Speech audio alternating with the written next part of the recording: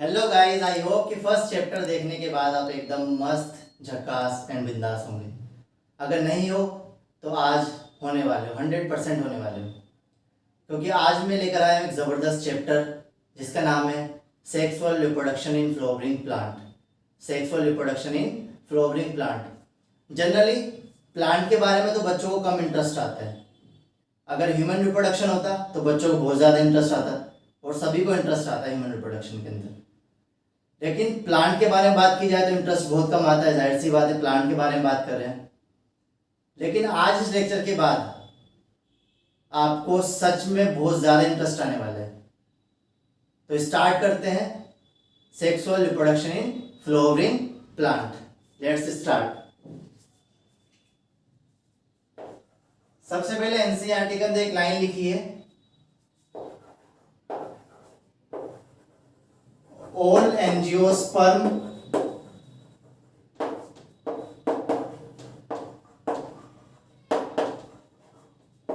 flowering plant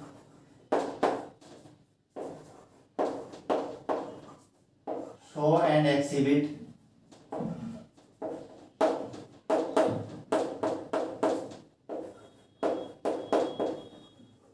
sexual reproduction।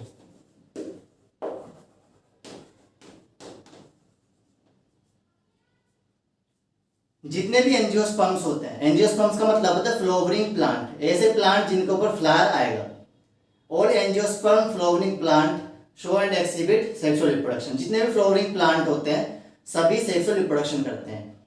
इसके बाद next है हमारा events in sexual reproduction.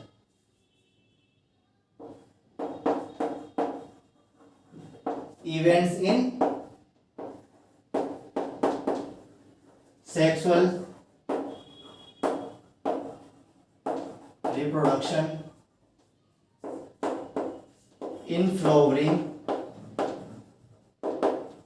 plant। Events in sexual reproduction in flowering plant। कौन कौन से इवेंट्स होते हैं? चैप्टर नंबर 1 में हमने पढ़ा था, वही सेम बात है।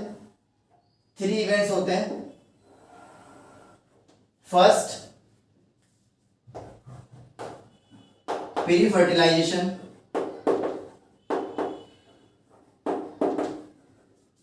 Second, fertilisation.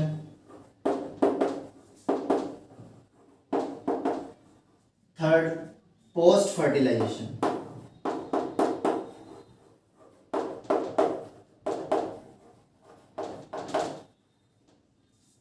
प्री फर्टिलाइजेशन के अंदर 2 इवेंट्स आते हैं।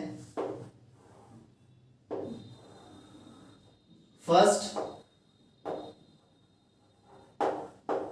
Gametogenesis. Second, gamete transfer. Gametogenesis के अंदर 2 आते हैं। फर्स्ट है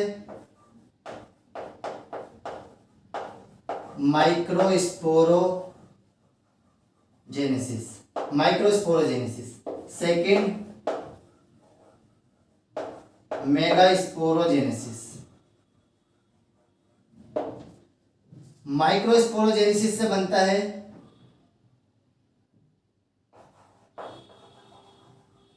पोलन ग्रेन।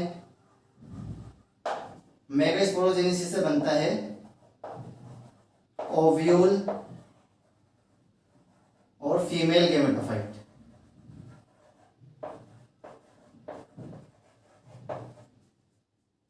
गैमेट ट्रांसफर को हम बोलते हैं पोलिनेशन। प्लांट के अंदर गैमेट ट्रांसफर कैसे होगा? पोलिनेशन से। फ्लावरिंग प्लांट के अंदर फर्टिलाइजेशन कैसा होता है? फ्लावरिंग प्लांट में फर्टिलाइजेशन कैसा होता है? Double fertilisation.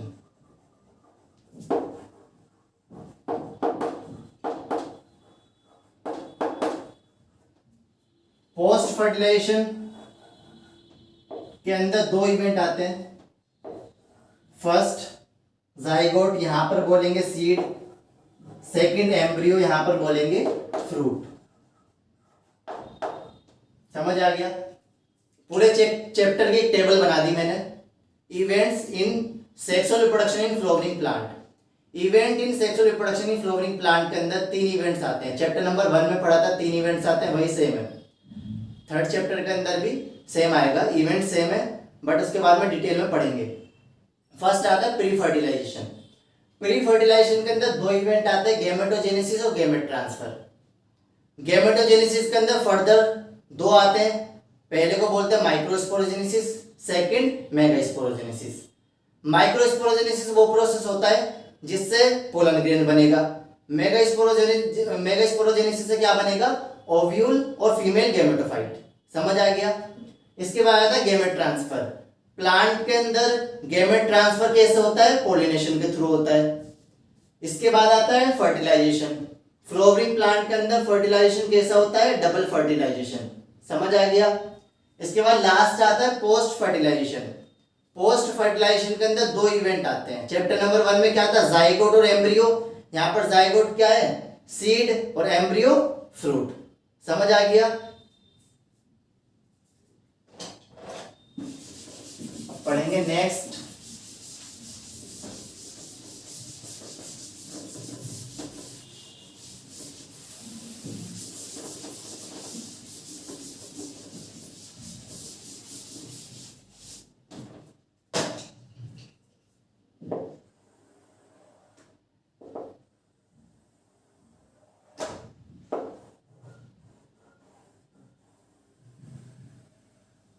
चलो बच्चों,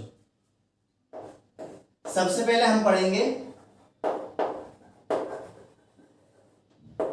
structure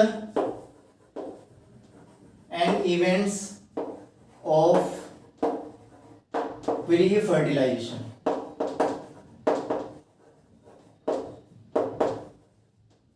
structure and events of pre fertilization. Structure and events of pre fertilization के अंदर, जैसे कि मैंने पहले भी बताया, 2 इवेंट्स आते हैं। First gametogenesis, second gamete transfer. Gametogenesis के अंदर 2 इवेंट आते हैं। First microsporogenesis, second megasporogenesis.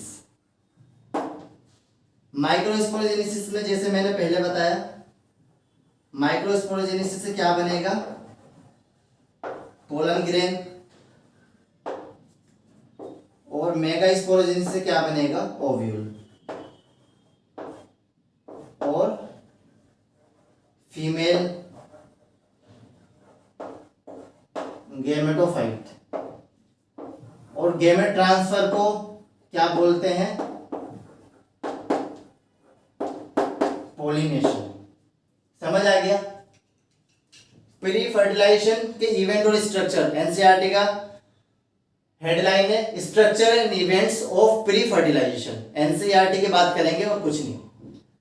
इसके अंदर 2 आते हैं, गैमेटोजेनेसिस, गैमेट ट्रांसफर।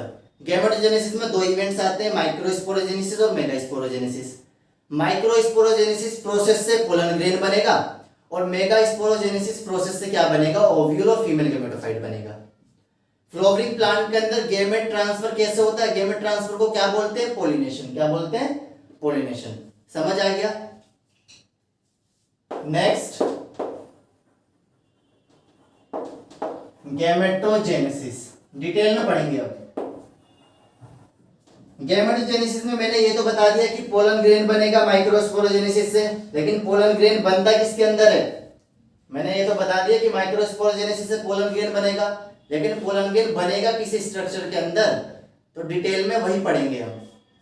सबसे पहले आता है गैमेटोजेनेसिस के अंदर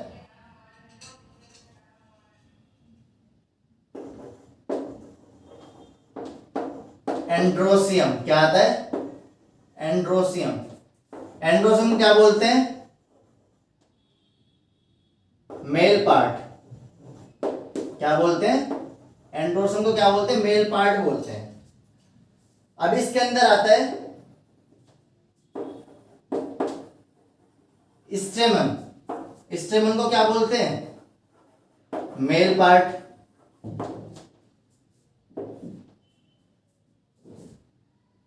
और ग्रुप ऑफ स्टेमन को क्या बोलते हैं? ग्रुप ऑफ स्टेमन या फिर होल्ड ऑफ स्टेमन को क्या बोलते हैं? एंड्रोसियम। क्या बोलते हैं? एंड्रोसियम। समझ आ गया? एंड्रोसियम कहो, मेल पार्ट कहो, या फिर ग्रुप ऑफ स्टेमन कहो, या फिर स्टेमन, कुछ भी कह सकते हैं। सारे नाम किसके? मेल पार्ट के। समझ आ गया?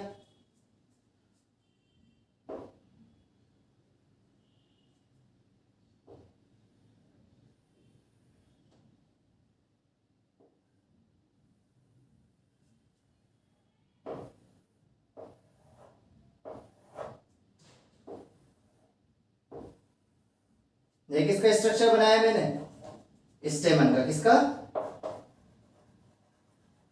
अब स्टेमन के अंदर दो पार्ट होते हैं,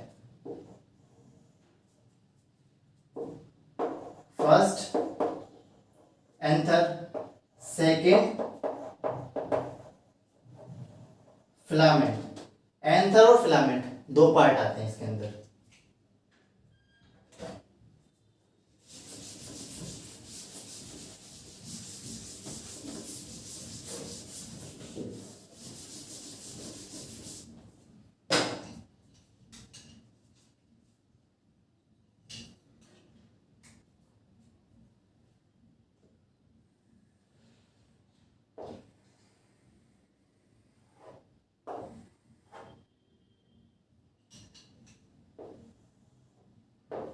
डायग्राम से समझाऊंगा, अच्छे से समझना बिल्कुल।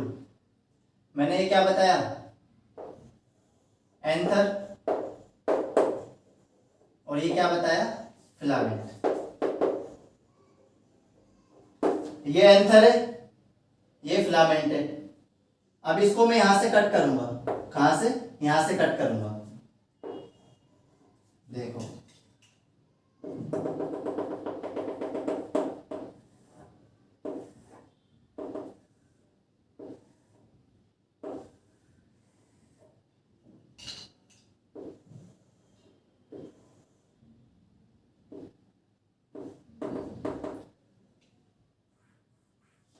अब देखो मैंने इसे यहां से कट कर दिया।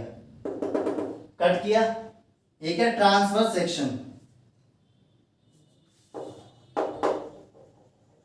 स्टेमन, ट्रांसवर्स सेक्शन। ट्रांसवर्स सेक्शन ये मैंने कट किया। मान लो ये स्टेमन है, इसे यहां से कट करूंगा। यहां से इसे कट करने के बाद इस तरह दिखा रहा हूं। समझ आ गया? यहां से इसे कट करने के बाद इस तरह सामने से दिखाऊंगा तो ऐसा डायग्राम बनेगा।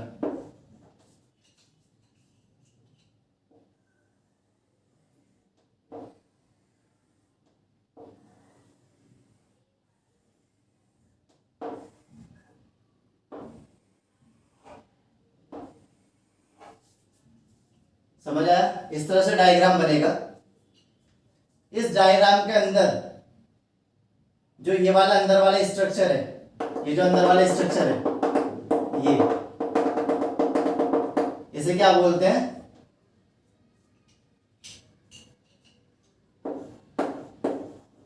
लोब। इसे भी क्या बोलेंगे? लोब। समझ आई? अब ये जो कवरिंग होती है, ये वाली जो मैं बना रहा हूं इस तरह से, ये जो कवरिंग है, इसे क्या बोलते हैं? थीका। क्या बोलते हैं? थीका। इस कवरिंग का नाम है बस। लोब के ऊपर जो कवर है, लोब के ऊपर जो कवर है उसे क्या बोलते हैं? थीका। देखो, एक कवर यहां पर है, एक थीका और दूसरा थीका, तो यहां क्या बोल सकते हैं हम? डाइथीसियस। डाइथीसियस। एक लोब यहां पर है, एक लोब यहां पर है, दो लोब है, तो क्या बोल सकते हैं? बाइलोब। तो हम यहां पे क्या लिखेंगे? अब यहां हम लिख सकते हैं एंथर इज बाइलोब्ड। एंथर कैसा होता है? बाइलोब्ड होता है।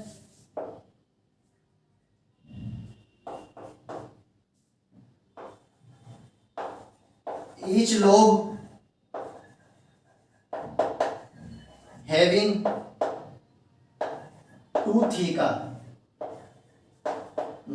that is dithecous. देखो एंथर बाइलोब्ड है, एक लोब के अंदर दो थीका है, एक थीका ये रहा, एक थीका ये रहा, तो इसलिए each lobe having two theca that is dithecous, इसलिए इसे क्या बोलते हैं? डाइथीसियस बोलते हैं। समझ आ गया? मैंने सीधा से ये बताया कि एंड्रोसियम, एंड्रोसियम जिसे मेल पार्ट बोलते हैं, एंड्रोसियम को हम स्टेमन भी बोलते हैं, और ग्रुप ऑफ स्टेमन, जब स्टेमन का बहुत सारा गुच्छा बन जाता है तो उसे एंड्रोसियम बोलते हैं। एंड्रोसियम भी बोल सकते हैं, मेल पार्ट भी बोल सकते हैं, स्टेमन भी बोल सकते हैं। स्टेमन के दो पार्ट होते हैं, एंथर और फिलामेंट। अब एंथर और फिलामेंट मैंने यहाँ पे डायग्राम बनाया, अब इसे यहाँ से मैं कट करूंगा। एंथर को जब बीच में से कट करके मैं इस तरह से दिखा रहा हूं, इसे कट करके सामने से दिखाऊंगा। सामने से दिखाऊंगा तो कैसा दिखेगा? इस तरह से दिखेगा। इसके अंदर जो जो अंदर वाले दो गुच्छे बने हैं इसे बोलते हैं लोब। तो एक लोब यहां पर, एक लोब यहां पर है, दो लोब है, इसलिए इसे बाइलोब्ड बोलेंगे। एक लोब के ऊपर कवर है, कवरिंग है, इस वाले लोब के ऊपर भी कवरिंग है, तो इसलिए इसे क्या बोलते हैं? डाइथीसियस। क्या बोलते हैं? डाइथीसियस। मैंने यहाँ पे लिखा एंथर इज बाइलोब्ड, दो लोब है तो बाइलोब्ड बोलेंगे, बाई मतलब दो, लोब मतलब lobe, bilobed. Each lobe having two theca, हर लोब के पास दो थीका, इसलिए क्या बोलेंगे? डाइथीसियस। समझ आ गया?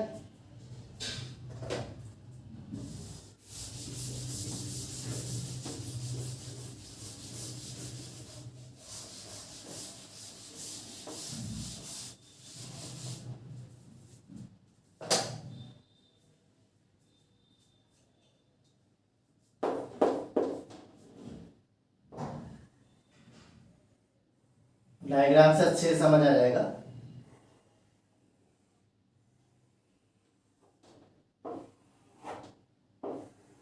देखो ये वाला डायग्राम मैंने दोबारा बनाया है। इस डायग्राम के अंदर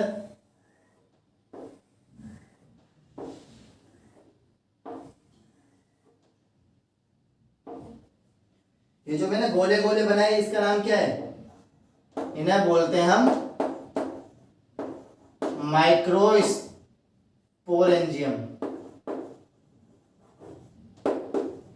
माइक्रोस्पोरेंजियम, ये भी क्या है? माइक्रोस्पोरेंजियम, ये भी माइक्रोस्पोरेंजियम, ये माइक्रोस्पोरेंजियम, चार माइक्रोस्पोरेंजियम। तो मैं यहां पे क्या लिख सकता हूं?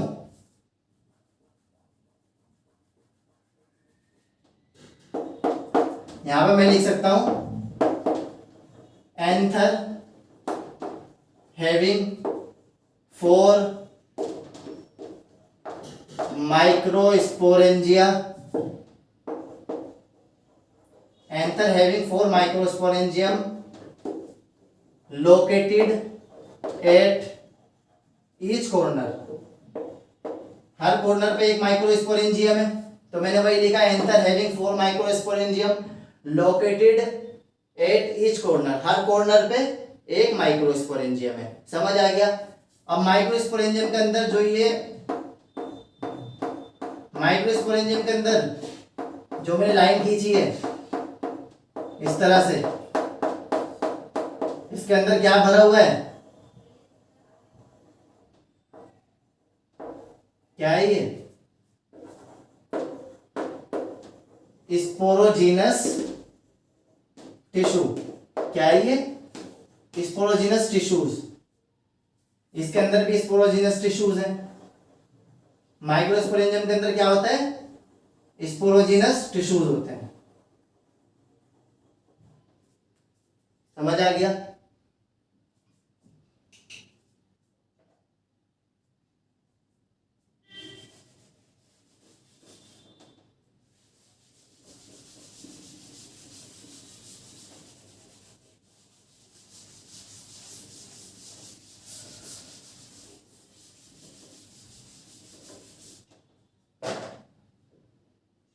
इसके बाद हम लिखते हैं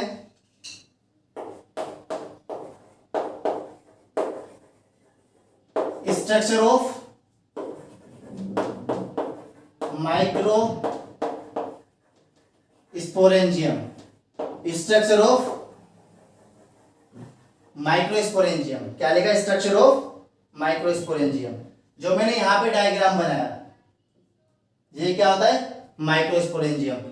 अगर मैं इसे जूम करके दिखाऊंगा तो कैसा दिखेगा? अगर मैं इसे जूम करके दिखाऊंगा तो ये कुछ इस तरह का दिखेगा।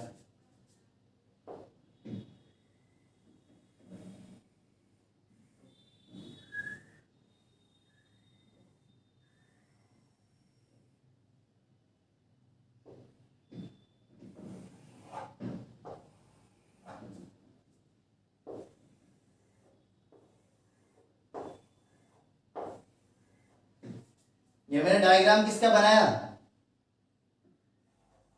स्टेमन। स्टेमन के अंदर ये फिलामेंट है, ये एंथर है। एंथर को कट करके मैंने दिखा दिया, वो समझ आएगा ना पूरा। इसके अंदर क्या होता है? माइक्रोस्पोरेंजियम इस तरह से होगा।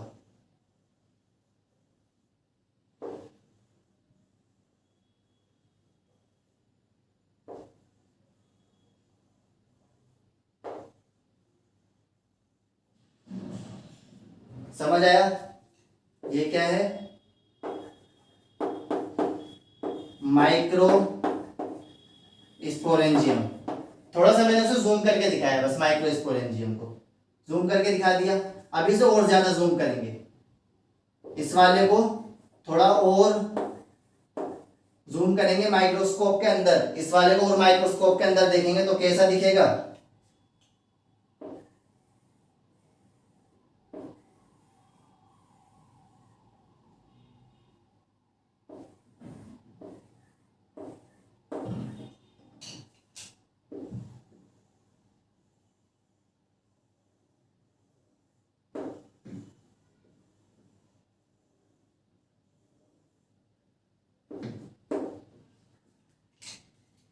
इस तरह का दिखेगा।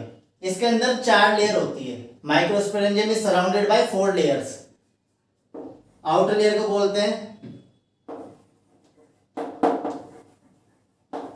एपिडर्मिस, फिर आता है एंडोथीसियम, फिर मिडल लेयर, लास्ट में आता है, इसके ऊपर एक कवरिंग होती है इस तरह से। इनर मोस्ट लेयर को क्या बोलते हैं? टेपेटम। ये तीनों क्या है? Outer layer. क्या है? Outer layer. और ये इनर लेयर। समझ आ गया? देखो सीधा सा फंडा ये है। सबसे पहले मैंने एंथर दिखाया, एंथर को यहां से कट किया, कट करने के बाद सामने से दिखाया, सामने से दिखाने के बाद कुछ इस तरह का दिखता है। समझ आ गया? इसमें मैंने बताया लोब, बाइलोब होता है, डायथीसिस होता है। उसके बाद जो गोले गोले मैंने बनाए ना चारों तरफ, उसे बोलते हैं स्पोरेंजियम। क्या बोलते हैं? स्पोरेंजियम। क्या बोलते हैं? स्पोरेंजियम। हाँ, तो मैंने लिखा anther having 4 microsporangium located at each corner. Her corner पे एक माइक्रोस्पोरेंजियम है, तो मैंने वही चीज यहाँ पे लिखी है। अब इस माइक्रोस्पोरेंजियम को थोड़ा सा जूम करके दिखाऊंगा माइक्रोस्कोप के अंदर, तो कुछ इस तरह का दिखेगा। कंफ्यूज मत होना इसको लेके कि ये वाले स्ट्रक्चर और ये वाले स्ट्रक्चर दोनों सेम है, ये वाले स्ट्रक्चर सेम है। कंफ्यूज मत होना। इसके अंदर है ये स्पोरेंजियम, इसके अंदर है स्पोरेंजियम। स्पोरेंजियम की शक्ल भी कुछ इसकी तरह होती है। एंथर को जब ट्रांसवर्स कट करते हैं ना, तो इसकी तरह दिखती है इसका स्ट्रक्चर भी। समझ आ गया? देखो स्पोरेंजियम के अंदर, sporangium is surrounded by 4 layer. Sporangium के चारों तरफ 4 लेयर होती है। Outer epidermis, endothecium, middle layer, tapetum. 4 layers होती हैं। Outer 3 layers, epidermis, endothecium, middle layer. और जो इनर मोस्ट लेयर होते हैं उसे टेपेटम बोलते हैं। अब यहाँ पे बात करते हैं कि इनका फंक्शन क्या होता है।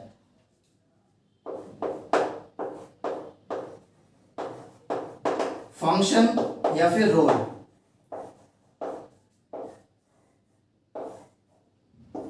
आउटर लेयर है,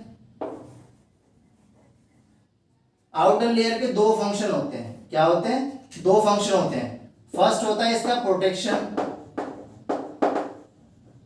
सेकंड डिहाइसेंस का मतलब होता है फटना। Inner most layer, inner layer का फंक्शन होता है न्यूट्रिशन प्रोवाइड करना। इतना समझ आ गया? समझ आ गया या नहीं? Very good.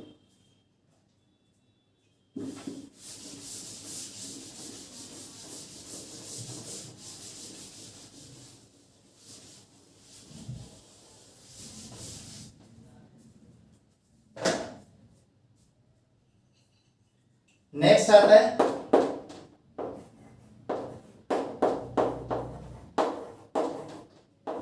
माइक्रोस्पोरोजेनेसिस। माइक्रोस्पोरोजेनेसिस का मतलब नाम से पता लग रहा है, the process of formation of microspore from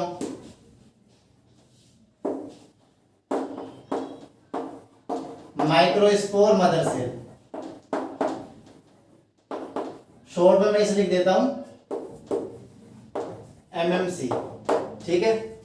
microsporogenesis का मतलब होता है the process of formation of microspore from microspore mother cell. Microspore mother cell से किसका बनना? माइक्रोस्पोर का बनना क्या कहलाता है? माइक्रोस्पोरोजेनेसिस। अब तुम बोलोगे कि माइक्रोस्पोर होता क्या है? माइक्रोस्पोर होता क्या है? सुनो, मैंने क्या बताया था इस वाले डायग्राम में? ये क्या है? अंदर की तरफ क्या है? ये स्पोरोजेनस टिश्यू। क्या है ये? Sporogenous tissue. क्या है ये? Sporogenous tissue. तो मान लो मैंने निकाल लिया स्पोरोजेनस टिश्यू को।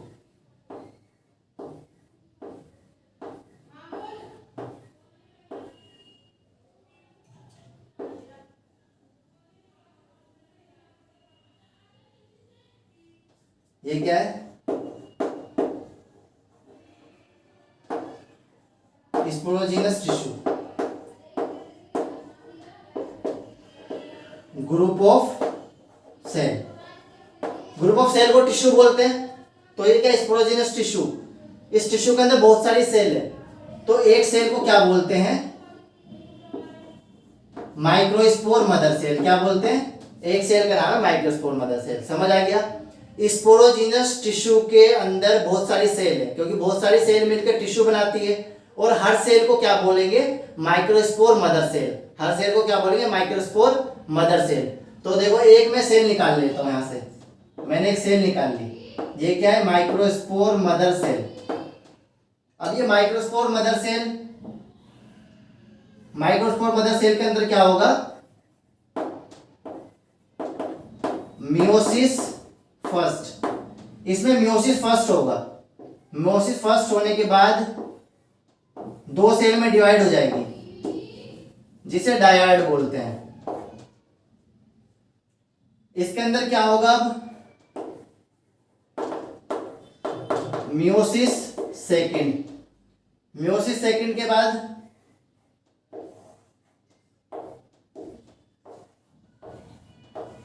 चार सेल बनेगी। इसे बोलते हैं हम माइक्रोस्पोर टेट्राड। समझ आ गया? सबसे पहले स्पोरोजेनस टिश्यू, स्पोरोजेनस टिश्यू से एक सेल को निकाला, उसे बोलते हैं माइक्रोस्पोर मदर सेल। उस सेल के अंदर सबसे पहले मियोसिस फर्स्ट होगा। मियोसिस फर्स्ट से एक सेल दो में डिवाइड हो जाएगी। उसके बाद होगा मियोसिस सेकंड। मियोसिस सेकंड से दो सेल चार में डिवाइड हो जाएगी। समझ आ गया? दो सेल वाली स्टेज को माइक्रोस्पोर डायड बोलते हैं, चार सेल वाली स्टेज को माइक्रोस्पोर टेट्राड बोलते हैं। अब जो सेल बनी है, ये चार सेल बनी है, हर सेल से क्या बनेगा? Pollen grain. हर सेल से क्या बनेगा? Pollen grain. तो यहाँ पे मैं स्ट्रक्चर बना देता हूं दोबारा।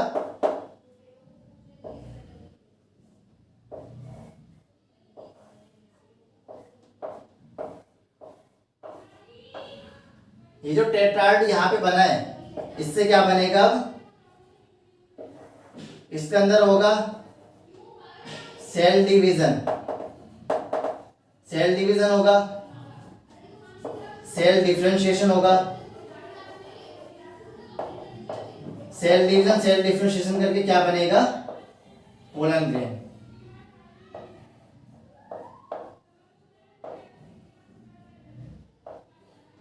ये क्या है? Pollen grain. समझ आ गया? हर सेल से पोलन ग्रेन बनेगा। तो अब मैं क्या बोल सकता हूं?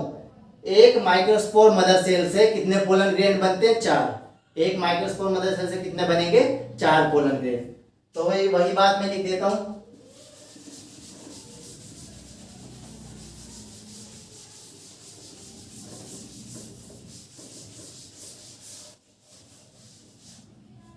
इसमें मैं नोट डाल के लिख देता हूं।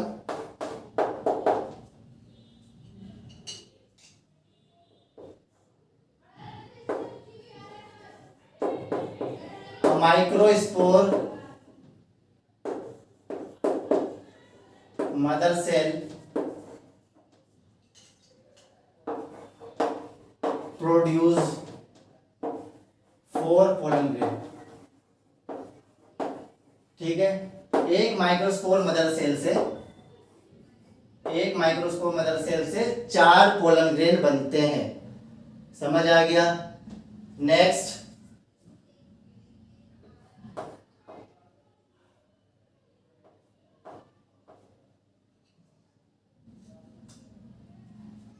अब बात करते हैं पोलन ग्रेन की। इसकी बात करेंगे, पोलन ग्रेन।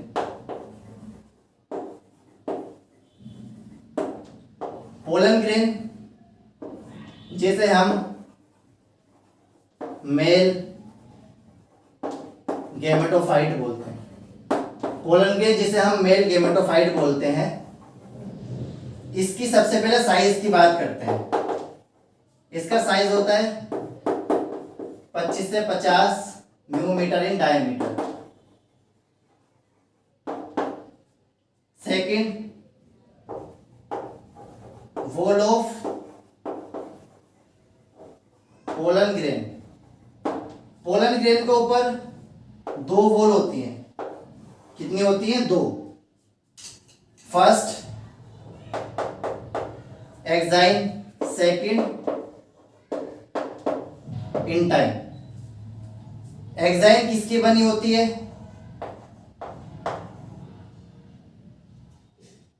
स्पोरोपोलेनिन।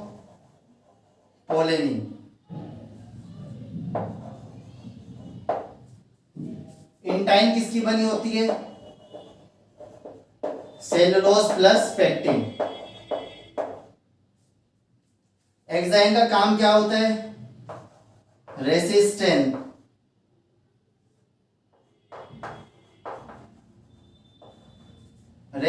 प्रोवाइड करती है।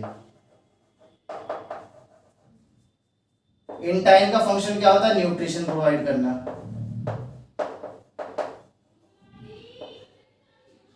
समझ आ गया? पोलन ग्रेन जिसे मेल गेमेटोफाइट भी बोलते हैं, पोलन ग्रेन का साइज होता है 25 से 50 म्यूमीटर इन डायमीटर। समझ आ गया? पोलन ग्रेन के ऊपर 2 लेयर होती है। फर्स्ट आउटर लेयर को बोलते हैं एक्साइन और इनर लेयर को बोलते हैं इंटाइन।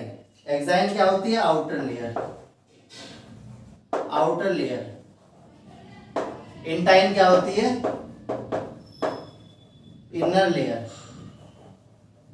समझ आ गया? आउटर लेयर को एक्साइन बोलते हैं और इनर लेयर को इंटाइन बोलते हैं। आउटर लेयर किसकी बनी होती है? स्पोरोपोलेनिन। स्पोरोपोलेनिन एक हार्डेस्ट सब्सटेंस होता है जो पोलन ग्रेन को बचाता है एसिड रेन से। जो बाहर का इन्वायरमेंट होता है, एल्कली होता है, एसिड रेन होता है और बहुत सारा हार्श जो इन्वायरमेंट होता है उससे बचाता है पोलन ग्रेन को। समझ आ गया? अब इंटाइन किसकी बनी होती है? सेलुलोज और पेक्टिन की बनी होती है। सेलुलोज और पेक्टिन बायोमोलिक्यूल है। सेलुलोज, पेक्टिन भी बायोमोलिक्यूल है। तो ये दोनों क्या करते काम करेंगे, न्यूट्रिशन प्रोवाइड करेंगे, पोलन ग्रेन को न्यूट्रिशन प्रोवाइड करते हैं। समझ आ गया। नेक्स्ट,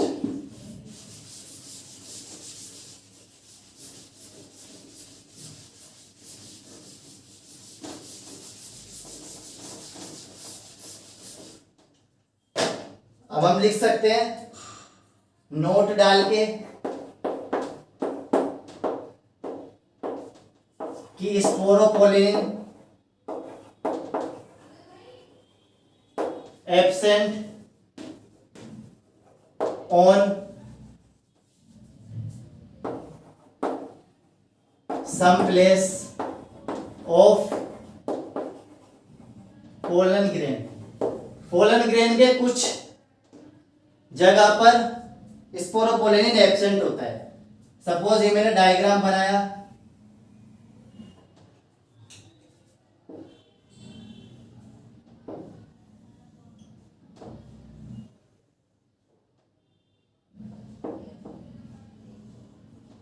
ये किसका डायग्राम है, पोलन ग्रेन।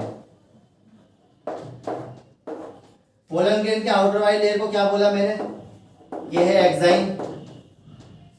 किसकी बनी है,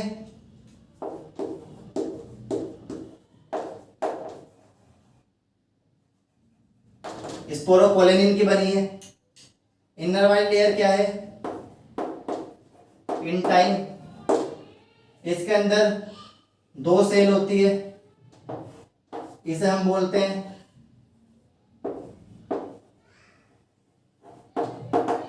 जनरेटिव सेल, इसे हम बोलते हैं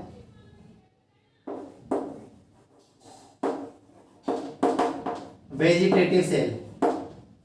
यहां पे मेरा पर्पस है डायग्राम बनाने का। स्पोरोपोलिन कुछ जगह पे एब्सेंट होती है। अब आप देखिए ये जो स्ट्रक्चर है यहां पर क्या स्पोरोपोलिन एब्सेंट है,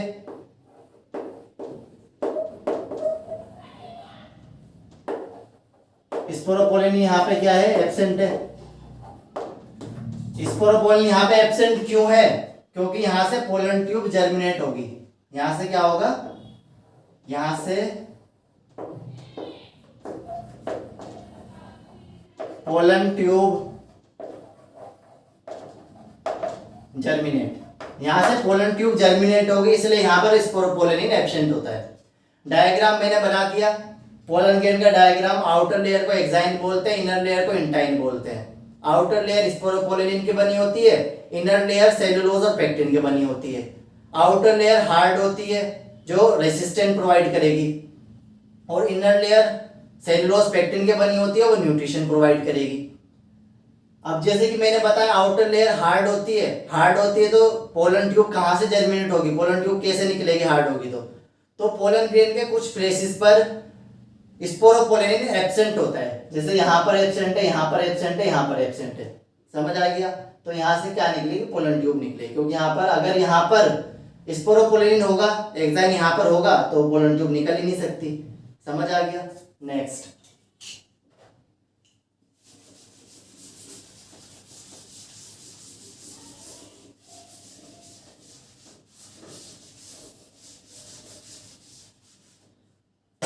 अब बात करते हैं टाइप्स ऑफ पोलन ग्रेन। क्या बात करेंगे, types of pollen grain. Types of pollen grain की बात करें, पोलन ग्रेन दो तरीके के होते हैं। On the basis of cell, cell के बेस पे 2 तरह के होते हैं। 2 सेल स्टेज पोलन ग्रेन। दूसरा आता है 3 cell stage pollen grain. 2 cell stage pollen grain और 3 cell stage pollen grain. 2 cell stage pollen grain के अंदर नाम से पता लग रहा है, इसके अंदर 2 सेल होती है, वेजिटेटिव सेल और जनरेटिव सेल। 3 सेल स्टेज के अंदर 3 सेल होगी। फर्स्ट वेजिटेटिव सेल, दूसरा होता है जनरेटिव सेल। लेकिन इसके अंदर जनरेटिव सेल पॉलिनेशन से पहले ही 2 मेल गैमेट में डिवाइड हो जाती है। मेल गैमेट, यहां भी मेल गैमेट, ठीक है। तो ये भी क्या है, दोनों सेल है, क्या है ये, समझ आ गया। मैंने क्या बताया, types of pollen grain. Pollen grain on the basis of cell, cell के बेस पे पोलन ग्रेन 2 तरीके के होते हैं। First 2 cell stage pollen grain, second 3 cell stage pollen grain. 2 cell stage pollen grain नाम से पता लग रहा है इसके अंदर 2 सेल होगी, first vegetative cell, second generative cell. 3 cell stage pollen grain के अंदर 3 सेल होती है, फर्स्ट वेजिटेटिव सेल, दूसरा जनरेटिव सेल। लेकिन इसके अंदर जनरेटिव सेल पॉलिनेशन होने से पहले ही 2 सेल में डिवाइड हो जाती है, मेल गैमेट, समझ आ गया। जनरेटिव सेल 2 में डिवाइड हो जाती है, 2 मेल गैमेट बना लेती है। तो 2 सेल यहाँ पर, 1 सेल ये दी, 1 2 3 सेल स्टेज, और ये 2 सेल स्टेज। जो 2 सेल स्टेज वाले पोलन ग्रेन होते हैं, 2 सेल स्टेज वाले पोलन ग्रेन कितने होते हैं, 60% एंजियोस्पर्म के अंदर 2 सेल स्टेज वाले होते हैं, और 3 सेल स्टेज वाले कितने होते हैं, 40%। 40% में 3 सेल स्टेज वाले पोलन ग्रेन होते हैं और 60% में 2 सेल स्टेज वाले पोलन ग्रेन होते हैं, समझ आ गया। चलो नेक्स्ट आगे बढ़ते हैं। अब हम बात करेंगे विएबिलिटी ऑफ पोलन ग्रेन। किसकी, viability of pollen grain.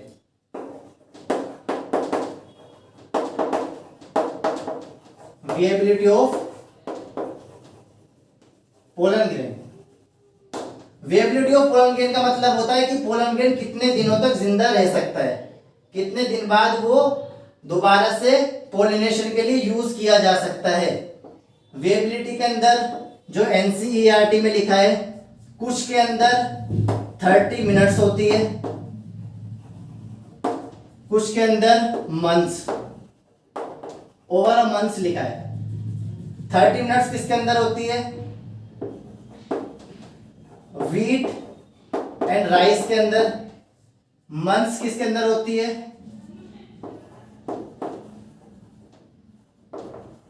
Solanaceae, Leguminosae,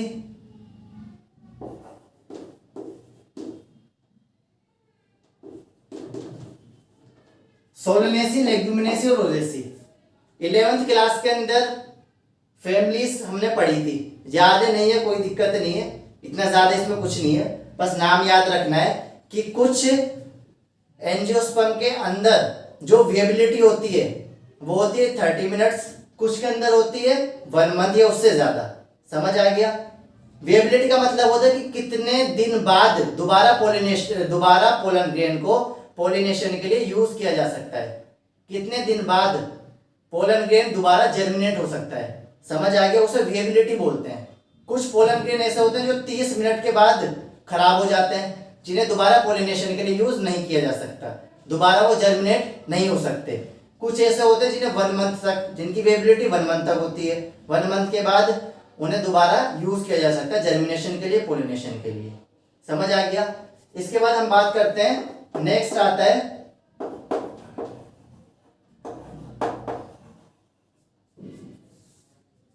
how pollen grain store as a pollen bank.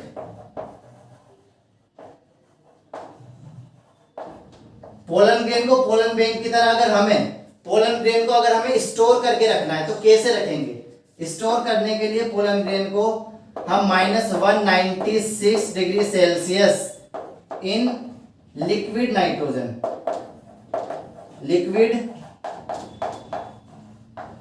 Liquid nitrogen में -196 डिग्री सेल्सियस टेम्परेचर पर हम पोलन ग्रेन को स्टोर करके रख सकते हैं लेबोरेटरी के अंदर। उसके बाद उसे जब हम चाहें उसका यूज कर सकते हैं जर्मिनेशन के लिए और पोलिनेशन के लिए, समझ आ गया। नेक्स्ट हम बात करेंगे benefits and harmful effect of pollen grain.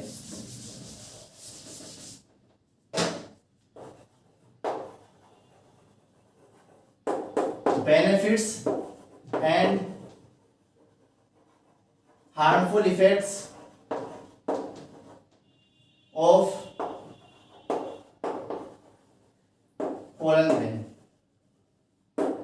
समझ आ गया।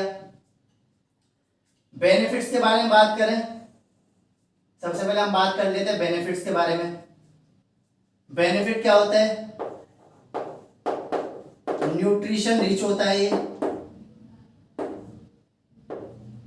न्यूट्रिशन रिच होता है तो न्यूट्रिशन प्रोवाइड करेगा। किस फॉर्म में अवेलेबल होता है?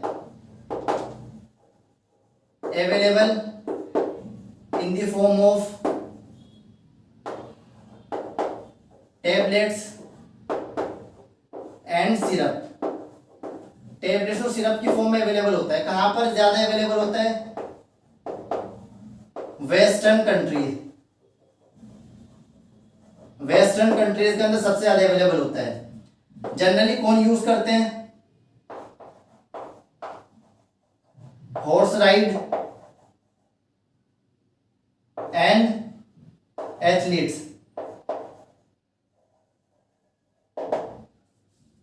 हार्मफुल इफेक्ट की बात करें, कुछ पोलन ग्रेन ऐसे होते हैं, some pollen grain cause allergy. कुछ पोलन ग्रेन एलर्जी करते हैं। क्या नाम है उन पोलन ग्रेन का?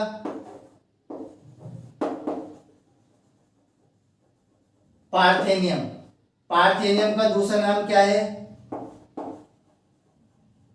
Carrot grass.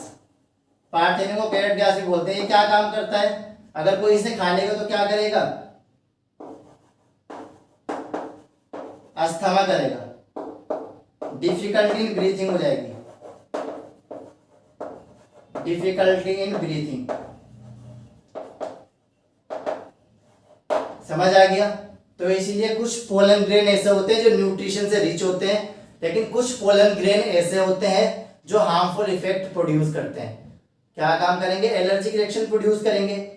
तो जो पोलन ग्रेन बेनिफिशियल होते हैं, हेल्थ के लिए जरूरी होते हैं, सिर्फ वही पोलन ग्रेन को खाना चाहिए, सप्लीमेंट्री की तरह यूज करना चाहिए। समझ आ गया। Harmful pollen grain like parthenium, NCERT के अंदर पार्थेनियम जिसे कैरट ग्रास भी बोलते हैं, ये हार्मफुल इफेक्ट क्या काम करेगा? अगर कोई इसे खा लेगा तो उसमें अस्थमा हो जाएगा, डिफिकल्टी इन ब्रीथिंग। समझ आ गया। चलो आगे बढ़ते हैं।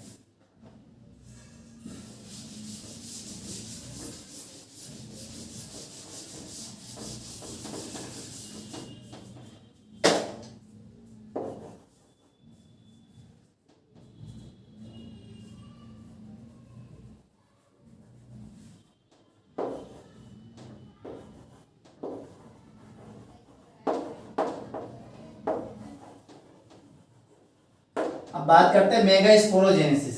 क्या बात करेंगे? मेगास्पोरोजेनेसिस। मेगास्पोरोजेनेसिस का मतलब होता है द प्रोसेस ऑफ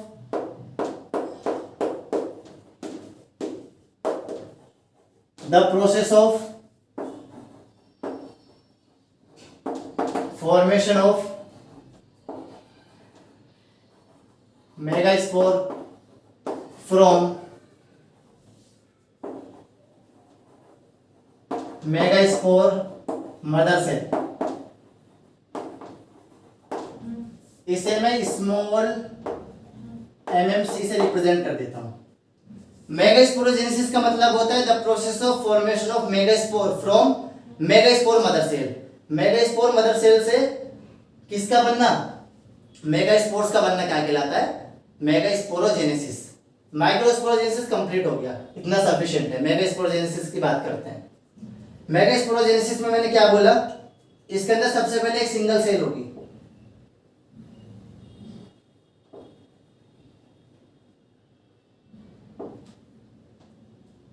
इसे हम क्या बोलेंगे? Megaspore mother cell. ये मेगास्पोर मदर सेल है। मेगास्पोर मदर सेल में क्या होगा? Meiosis first. मियोसिस फर्स्ट होने के बाद 1 से 2 में डिवाइड हो जाएगी। इसके बाद क्या होगा, मियोसिस सेकंड। क्या होगा, मियोसिस सेकंड। मियोसिस सेकंड के अंदर 4 में डिवाइड हो जाएगी। इन 4 में से जो 3 होती हैं, 3 आर डीजेनरेट। 3 डीजेनरेट हो जाएगी, खत्म हो जाएगी। 3 क्या हो जाती है, डीजेनरेट हो जाती है, खत्म हो जाती है। 1 फंक्शनल।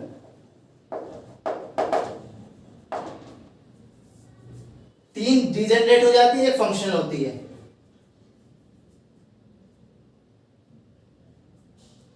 तो यहां पे हम नोट में लिख सकते हैं,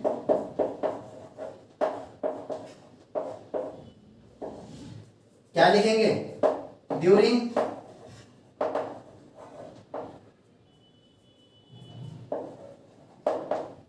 megasporogenesis, during megasporogenesis one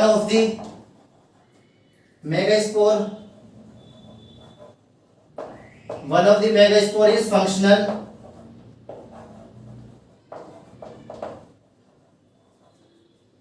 but other degenerate।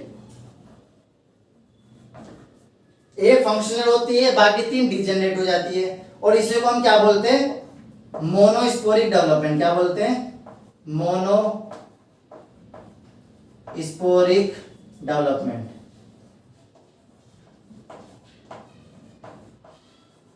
समझ आ गया। जो मैंने डायग्राम बनाया किसका बनाया, मेगास्पोरोजेनेसिस। मेगास्पोरोजेनेसिस के अंदर देखो, सबसे पहले मेगास्पोर मदर सेल है। एक मेगास्पोर मदर सेल के अंदर क्या हुआ, मियोसिस फर्स्ट। मियोसिस फर्स्ट से एक सेल 2 में डिवाइड हो गई। उसके बाद क्या हुआ, मियोसिस सेकंड, तो 2 सेल 4 में डिवाइड हो गई। 4 में तो डिवाइड हो गई, लेकिन 3 डिजेनरेट हो गई, सिर्फ एक फंक्शनल है। माइक्रोस्पोरोजेनेसिस में क्या हुआ था, तीनों की तीनों फंक्शनल थी, वो 4 की 4 फंक्शनल थी। उसके अंदर जो माइक्रोस्पोर टेट्राड बना था, चारों की 4 फंक्शनल थी, 4 पोलन ग्रेन बने थे। लेकिन इस केस में यहाँ पर ऐसा नहीं होगा। इसमें 4 में से 3 तो डिजेनरेट हो जाएगी, खत्म हो जाएगी, सिर्फ एक फंक्शनल होगी। 3 डिजेनरेट खत्म हो गई, एक फंक्शनल है, इसीलिए से हम बोलते हैं मोनोस्पोरिक डेवलपमेंट। मोनो का मतलब होता है एक, स्पोरिक मतलब स्पोर, एक स्पोर से डेवलपमेंट होना। जो मैंने बनाई है ना 1 2 3 4, ये क्या है, मेगा स्पोर्स। क्या है ये, मेगा स्पोर्स। समझ आ गया, आगे बढ़ते।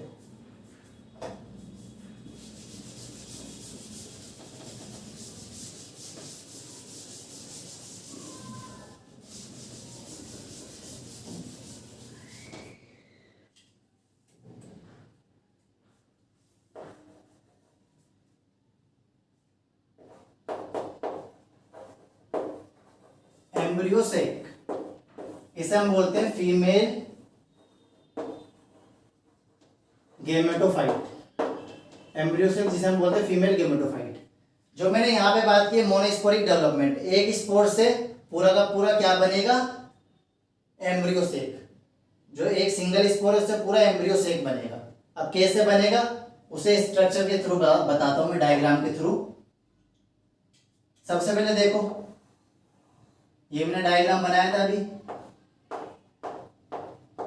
इसमें 3 डिजेनरेट हो जाएगी, खत्म हो जाएगी, सिर्फ एक क्या है, फंक्शनल।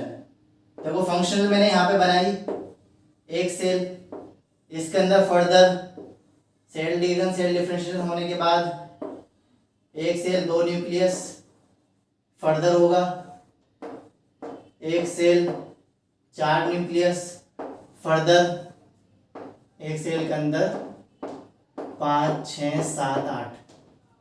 इस स्टेज के आने के बाद इसमें further cell division, cell differentiation होगा और एक प्यारा सा स्ट्रक्चर बनेगा।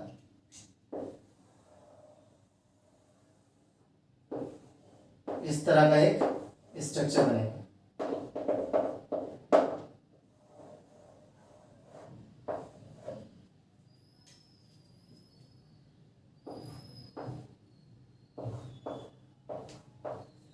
इसे हम बोलते हैं एग सेल, इसे हम बोलते हैं सिनर्जिड सेल। क्या बोलते हैं? Synergid cell. ये है पोलर न्यूक्लियाई, पोलर न्यूक्लियाई। ये है एंटीपोडाल सेल, एंटीपोडाल सेल।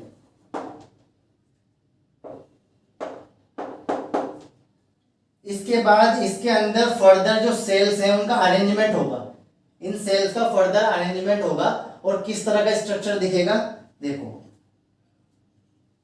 एक जबरदस्त स्ट्रक्चर सामने आएगा,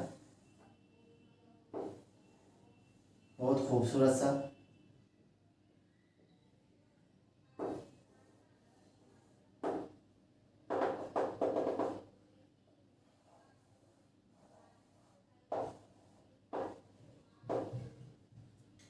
देखो ये क्या है, इसके बाद स्ट्रक्चर बना, ये है पोलर न्यूक्लियाई, ये एंटीपोडाल सेल, तीनों एंटीपोडाल सेल, ये सिनर्जिड सेल, ये एग सेल, और यहां पे एक और स्ट्रक्चर बनता है, उसे बोलते हैं फिलीफॉर्म एपरेटस, फिलीफॉर्म एपरेटस बनता है, समझ आया? और इसे हम बोलते हैं 8 न्यूक्लिएटेड 7 सेल स्टेज। जो हमारा फीमेल गेमेटोफाइट होता है, जो एम्ब्रियो सेक होता है, उसके अंदर 8 न्यूक्लियस होते हैं और 7 सेल होती हैं, क्योंकि एक सेल के अंदर जो पोलर न्यूक्लियाई एक सेल है उसके अंदर 2 न्यूक्लियस होते हैं, तो इसलिए उसे एक सेल में काउंट करेंगे 2 न्यूक्लियस, समझ आया? इसीलिए इसे हम बोलते हैं 8 न्यूक्लिएटेड 7 सेल स्टेज। समझ आ गया? आई होप कि आप सबको चैप्टर समझ आया होगा, इंटरेस्टेड लगा होगा, पहले डर रहे होंगे पढ़ने में लेकिन इंटरेस्टेड लगा होगा। नेक्स्ट हम पढ़ेंगे पोलिनेशन के बारे में। प्री फर्टिलाइजेशन का एक इवेंट हमने कवर कर लिया यार, गैमेटोजेनेसिस, इसके बाद आता है पोलिनेशन। हो सकता है उससे आगे भी पढ़ें,